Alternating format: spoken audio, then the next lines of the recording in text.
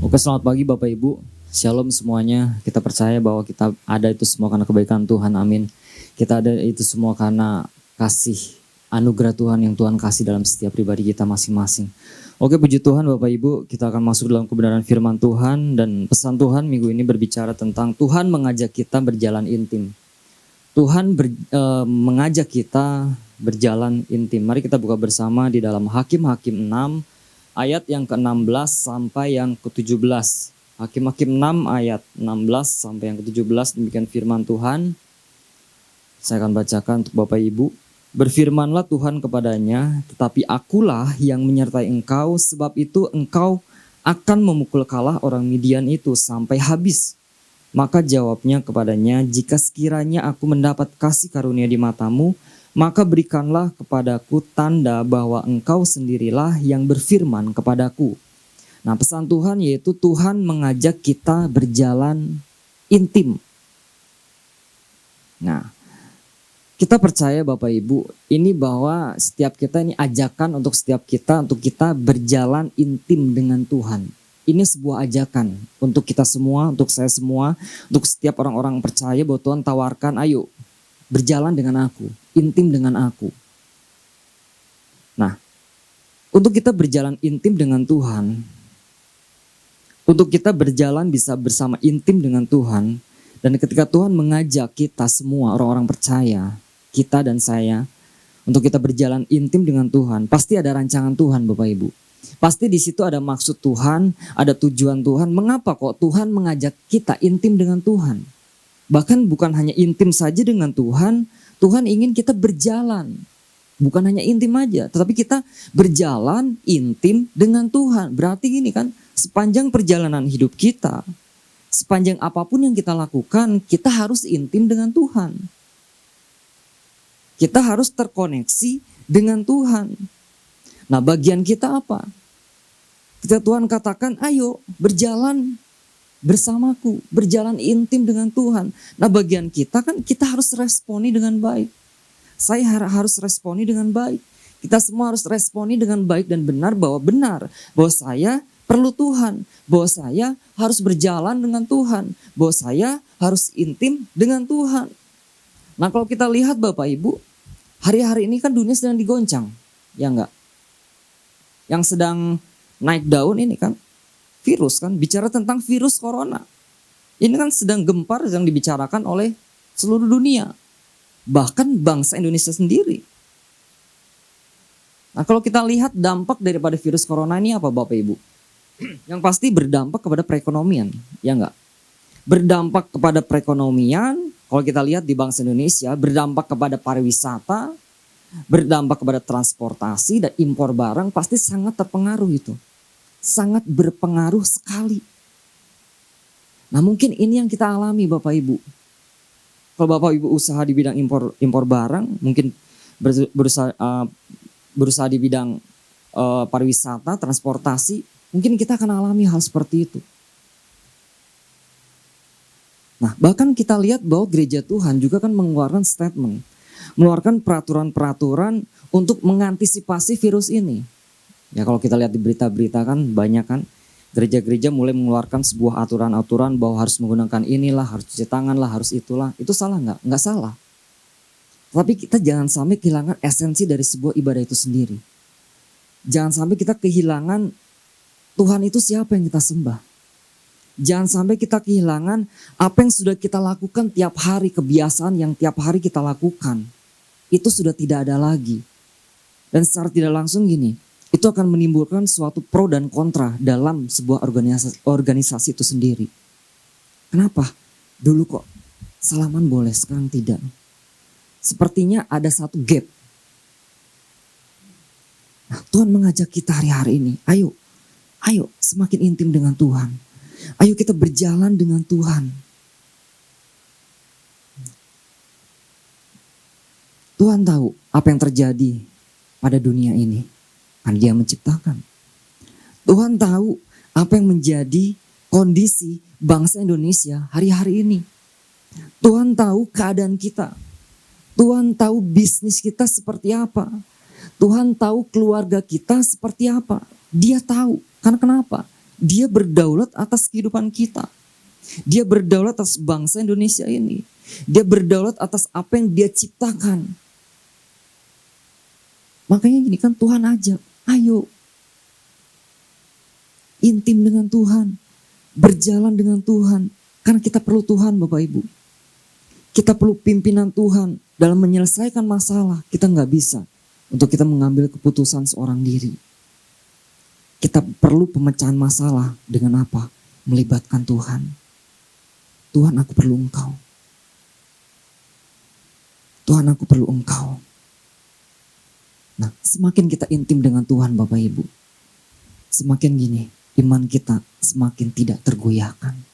Walaupun gini, keadaan di sekitar kita itu keadaan yang mencekam. Walaupun keadaan yang di sekitar kita itu membuat kita tidak berdaya. Tetapi gini, ketika kita intim dengan Tuhan, iman kita akan tetap kuat. Kita akan semakin kuat bahwa kenapa? Tuhan ada di pihak kita. Tuhan beserta kita. Tuhan memimpin kita. Tuhan melindungi kita. Tuhan berdaulat atas setiap hidup kita. Nah, Tuhan rindu setiap kita anak-anak Tuhan. Kita kan, Tuhan rindu anak-anak Tuhan mengalami satu perkara yang dahsyat. Ya enggak? Tuhan rindu setiap kita anak-anak Tuhan mengalami satu perkara-perkara yang luar biasa. Yang memang sudah Tuhan sediakan. Yang sudah Tuhan sediakan dalam hidup kita untuk kita mengalami perkara-perkara yang luar biasa. Perkara-perkara yang dahsyat, perkara-perkara yang ajaib. Kita mengalami satu pimpinan Tuhan. Kita mengalami satu penyertaan Tuhan. Kita mengalami satu hikmat Tuhan. Kita mengalami satu rahasia Tuhan dalam hidup kita. Dan itu hanya dialami hanya orang-orang tertentu. Kenapa? Itu hanya dialami ketika orang-orang ditemukan orang-orang yang intim dengan Tuhan. Enggak semua orang percaya Bapak Ibu mengalami rahasia Tuhan. Enggak semua orang percaya mengalami pimpinan Tuhan secara penuh. Mengalami hikmat Tuhan secara penuh. Pertolongan Tuhan secara penuh kalau kita tidak intim dengan Tuhan. Kalau kita tidak masuk dalam ruangan khusus Tuhan. Kita datang kepada Tuhan. Tuhan, saya mau berhubungan dengan Engkau. Saya mau datang kepada Engkau lebih lagi karena aku perlu Engkau. Nah Bapak Ibu, makna dari berjalan dalam keintiman bersama Tuhan. Yang pertama, makna dari berjalan dalam keintiman bersama Tuhan. Yang pertama gini, sadari bahwa mezbah harus dibangun setiap saat. Sadari bahwa mezbah harus dibangun setiap saat. Hakim-Hakim 6 ayat yang ke-24. Hakim-Hakim 6 ayat yang ke-24. Demikian firman Tuhan. Lalu Gideon mendirikan mezbah di sana bagi Tuhan dan menamainya Tuhan itu keselamatan. Yang pertama, makna dari berjalan dalam keintiman bersama Tuhan. Yang pertama, sadari bahwa mezbah harus dibangun setiap saat. Nah, bicara tentang mezbah, awalnya kan bicara tempat penyembahan, persembahan suatu korban. Tempat kita memuji Tuhan. Tempat kita membawa hidup kita untuk kita persembahkan kepada Tuhan. Untuk kita menyembah Tuhan, memuji Tuhan, mengagungkan Tuhan. Nah, singkatnya gini, mezbah artinya tempat perjumpaan kita dengan Allah. Mezbah adalah tempat perjumpaan kita dengan Allah. Nah, seringkali gini kan, kita menganggap salah. Kita menganggap kita sudah intim dengan Tuhan ketika kita membangun mezbah dengan Tuhan. Kita membangun mezbah mungkin di keluarga kita membangun mezbah sendiri mungkin dengan keluarga kita dan kita berkata bahwa saya sudah intim dengan Tuhan karena saya sudah membangun mezbah dengan Tuhan, saya sudah memuji Tuhan, saya sudah menyembah Tuhan, saya sudah merenungkan firman Tuhan dan saya sudah mendapatkan apa yang Tuhan inginkan dalam hidup saya. Ternyata nggak cukup sampai di situ aja. Bicara tentang keintiman, ternyata nggak cukup ketika kita datang kepada Tuhan, kita berdoa kepada Tuhan, kita memuji kepada Tuhan seperti apa yang kita lakukan saat ini. Kita datang dari rumah, kita datang kepada Tuhan, kita menyembah Tuhan, kita memuji Tuhan, kita mendengarkan firman Tuhan, dan kita merenungkan firman Tuhan. Ternyata nggak cukup sampai di situ aja Bapak Ibu. Nah, ketika saya merenungkan ini lebih lagi, dan makna dari sebuah keintiman itu sangat amat dalam sekali Bapak Ibu. Dan ini sangat menegur saya sekali. Nah, bicara tentang keintiman bukan hanya di itu aja. Sekitar kita doa, kita pujian kepada Tuhan. Tetapi gini, bicara tentang sebuah nilai. Keintiman itu bicara tentang sebuah nilai. Nilai apa? Nilai yang kita bangun yang lebih dalam lagi dengan Tuhan. Nilai yang kita bangun untuk kita lebih lagi dekat dengan Tuhan sampai apa? Sampai kita mengalami Yesus setiap saat. Nah, oke lah. Kita datang kepada Tuhan tiap pagi, kita berdoa kepada Tuhan, kita memuji Tuhan. Nah, pujian dan penyembahan itu penting gak? Penting. Itu sangat penting dalam hidup kita. Mendengarkan firman Tuhan itu penting gak? Penting sekali dalam hidup kita. Cuman tujuannya gak sampai di situ aja ternyata. Pujian penyembahan kita lakukan. Mendengarkan firman Tuhan kita lakukan. Nah, masalahnya gini. Setelah doa pagi, setelah kita keluar dari tempat ini, nah pertanyaannya gini, apakah hati kita masih ada penyembahan enggak? Masih ada penyembahan dan firman Tuhan atau enggak? Ternyata kan keintiman itu berbicara tentang di mana kita melangkah, di mana kita berpijak, di mana kita berjalan. Di situ harus disertai dengan penyembahan kita. Di situ harus disertai dengan firman yang ada dalam hidup kita. Enggak cukup saya duduk WL di sini. Saya menyembah Tuhan, memuji Tuhan, bahkan saya nangis, saya merasakan hadirat Tuhan yang luar biasa. Mungkin setiap kita ketika kita muji menyembah Tuhan, saya mengalami wah Tuhan yang luar biasa dalam 1 jam ini. Saya mengalami hadirat Tuhan, saya mengalami satu terobosan di dalam Tuhan sehingga saya menangis. Saya mengalami satu urapan yang luar biasa.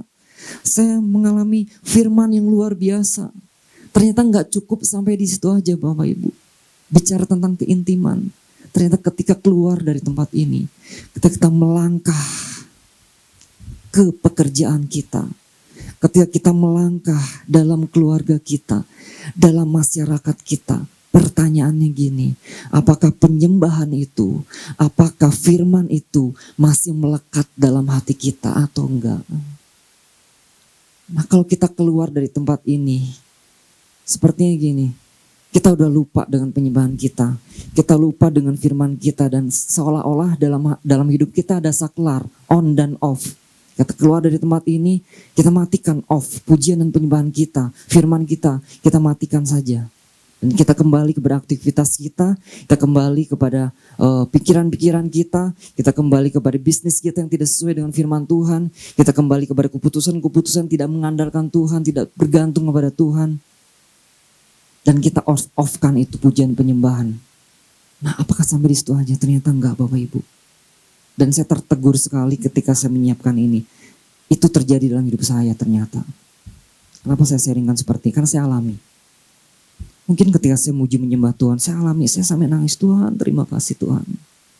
Tapi ketika saya keluar dari tempat ini, saya keluar di jalan marah. Ada mobil yang menghalangi saya, tin. Beberapa hari lalu saya cerita kepada saudara Marbun. Saya marah. Kenapa ngalangin gue? Kenapa ngalangin jalan saya? Saya bel, kenceng. Sampai orang itu sampai balik marah dan mengejar mobil saya. Nah, apakah arti itu penyembahan? Apakah arti itu sebuah keintiman? Ternyata enggak sampai seperti itu Bapak Ibu. Enggak cukup sampai di situ. Yang saya katakan tadi, berbicara tentang keintiman, di mana kita melangkah, berpijak, kita bekerja, kita berkeluarga, kita di masyarakat, dimanapun kita berada, suasana hati kita tetap ada di dalam penyembahan. Suasana hati kita tetap ada firman yang terjaga. Saya tertegur sekali ketika saya menyiapkan firman ini. Itu belum terjadi dalam hidup saya. Saya masih jauh dari itu Tuhan, ampuni saya. Dan saya beberapa hari saya merenung, apa yang harus saya sampaikan? Apakah yang sudah saya alami? Ternyata belum saya alami, tapi ini harus saya sampaikan. Kita keluar dari tempat ini, penyembahan harus terjadi. Karena gini, ketika penyembahan itu terjadi, ketika firman itu dalam hati kita, otomatis kita ada dalam kendali Tuhan. otomatis Tuhan memimpin hidup kita. Tuhan berotoritas penuh dalam hidup kita. Hikmat Tuhan ada dalam hidup kita. Kita ada dalam kendali Tuhan. Nah, itu saya alami Bapak Ibu. Itu menjadi pelajaran dalam hidup saya juga. Bahwa keintiman itu gak cukup sampai di pujian penyembahan saat ini. Tapi terus, untuk kita menyembah Tuhan pagi hari ini, sepanjang hari kita berjalan dalam penyembahan Tuhan. Kita berjalan dalam firman Tuhan sampai malam hari. Kembali lagi pada pagi hari. Kita menyembah memuji Tuhan. Keluar dari tempat ini masih ada dalam hati yang memuji dan menyembah Tuhan. Terus setiap hari. Terus sampai kapan? Sampai kita dipanggil Tuhan. Ternyata itu bicara tentang keintiman Bapak Ibu. Enggak lepas dari apa yang namanya terkoneksi dengan Tuhan. Sesuai dengan apa? Visi tahun ini. Connected to God. Wow. Dalam sekali ya ketika saya menyiapkan ini. Wow, ini luar biasa banget. Dan saya tertegur. Dan saya mau berubah. Dan gini Bapak Ibu. Ketika Tuhan bicara keintiman. Sebenarnya gini, Tuhan sedang merombak bagian dalam kita. Tuhan sedang merombak hati kita. Tuhan sedang merombak seluruh aspek yang ada di dalam hidup kita. Sehingga gini, ketika ketika Tuhan merombak apa yang ada di dalam kita, otomatis apa yang keluar dalam hidup kita itu akan berubah. Nah, beberapa hari lalu juga ada orang yang menegur tentang hati. Itu sangat sekali bermanfaat bagi saya gitu.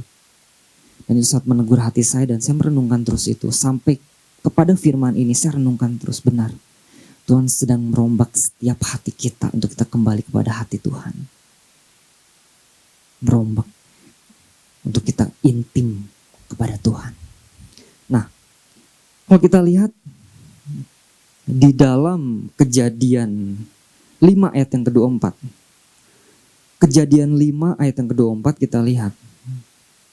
Henok. Nanti setelah itu kita lompat ke dalam Ibrani 11 ayat yang ke-5. Kejadian 5 ayat ke-24 dikatakan, dan Henok hidup bergaul dengan Allah, lalu ia tidak ada lagi sebab ia telah diangkat oleh Allah. Nah, kita lihat dalam Ibrani 11 ayat yang ke-5. Ibrani 11 ayat yang ke-5. Di sana dikatakan firman Tuhan, karena iman Henok terangkat supaya ia tidak mengalami kematian dan ia tidak ditemukan karena Allah telah mengangkatnya. Nah, ini poinnya. Sebab sebelum ia terangkat, ia memperoleh kesaksian bahwa ia berkenan kepada Allah. Ia berkenan kepada Allah. Dan dikatakan Henok orang yang berkenan kepada Allah. Dia orang yang bergaul kepada Allah. Nah, kalau kita lihat kata bergaul ini berarti gini. Senantiasa berjalan bersama-sama. Senantiasa berjalan bersama-sama. Yang artinya gini kan. Henok berjalan bersama-sama dengan Tuhan. Henok berjalan bersama dengan Tuhan. Senantiasa dengan Tuhan. Segala perintah, segala nasihat, dan segala apa yang diarahkan Tuhan di sepanjang hidupnya. Dia bergaul intim. Dia bergaul karib dengan Tuhan. Dia senantiasa berjalan bersama-sama dengan Tuhan. Nah, ini yang Tuhan mau dalam setiap kita. Kita berjalan bersama-sama dengan Tuhan. Ini kan yang Tuhan ajak dalam setiap kehidupan kita. Mari kita berintim-intiman dengan Tuhan. Berjalan bersama dengan Tuhan. Nah, yang kedua. Makna dari berjalan dalam keintiman bersama Tuhan itu apa? Yang kedua, sadari bahwa hidup kita sepenuhnya milik Tuhan. Sadari bahwa hidup kita sepenuhnya milik Tuhan. Nah, seberapa banyak kita sadar bahwa hidup kita itu milik Tuhan? Bahwa hidup saya adalah milik Tuhan. Bahwa hidup Bapak Ibu adalah milik Tuhan. Bahwa kita hidup di dunia ini sepenuhnya adalah milik Tuhan. Hakim-Hakim 6 ayat yang ke-14.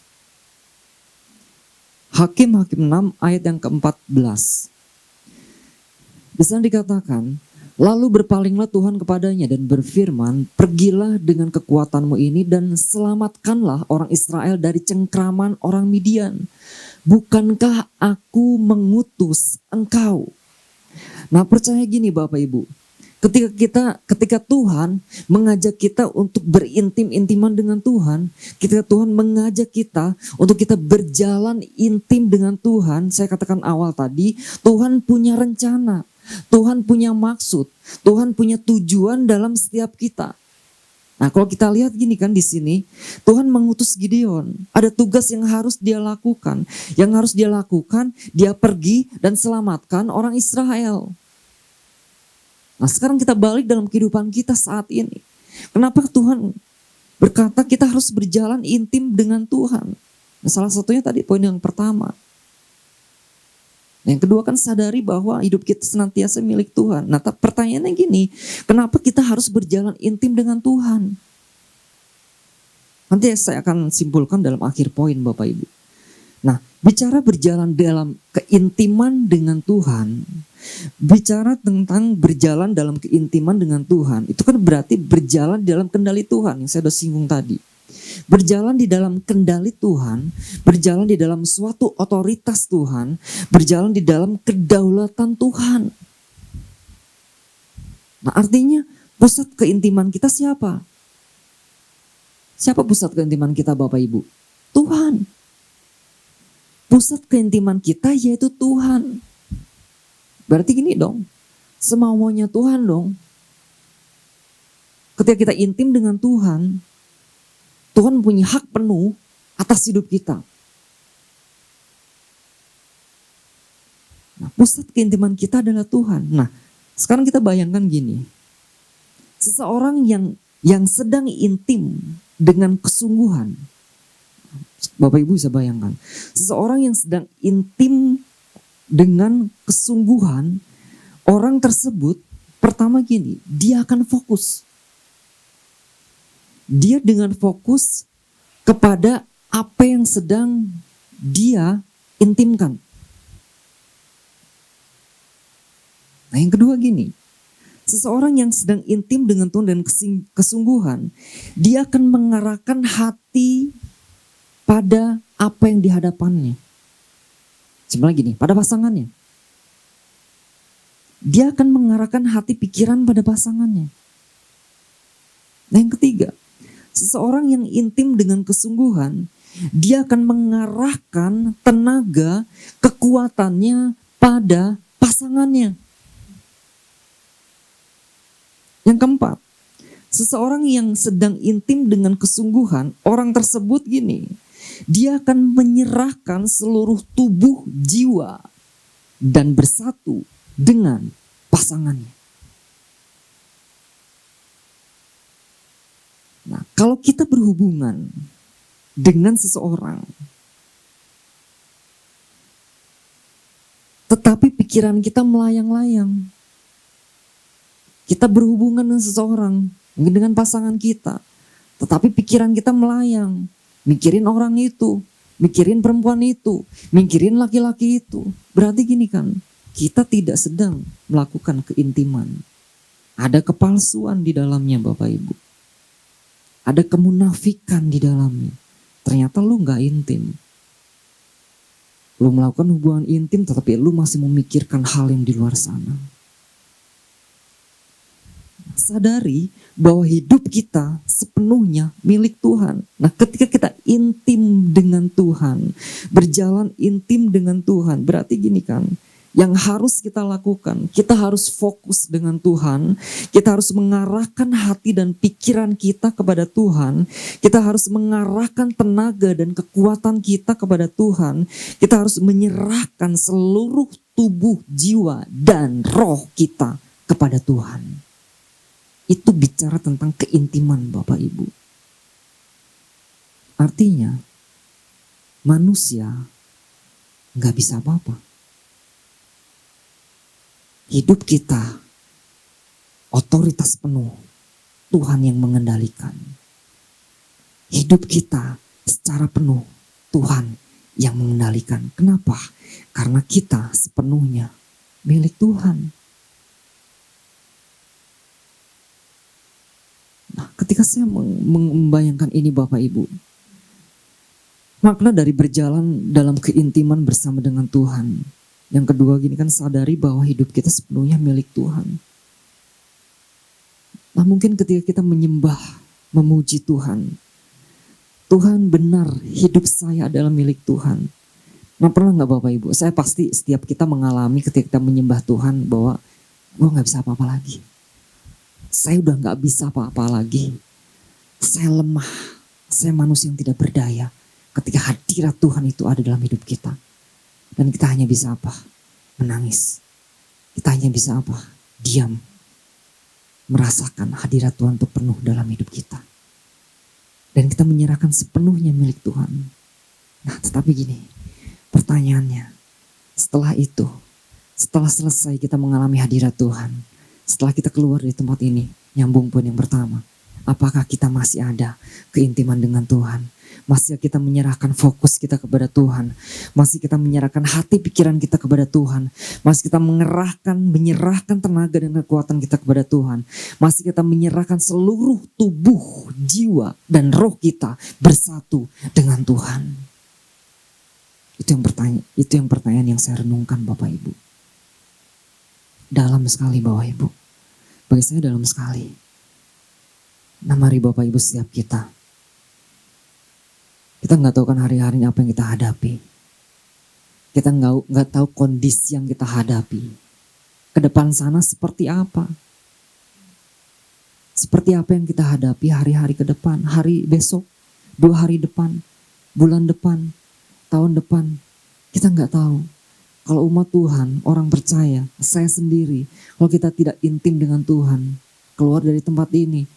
Kita emosi, saya emosi. Hancur sudah keintiman kita dengan Tuhan. Hancur sudah rencana Tuhan yang sudah Tuhan tetapkan bahwa kamu harus ini, kamu harus itu, kamu harus itu. Bisa semua batal apa yang jadi rencana Tuhan dalam hidup kita. Kita perlu keintiman itu Bapak Ibu.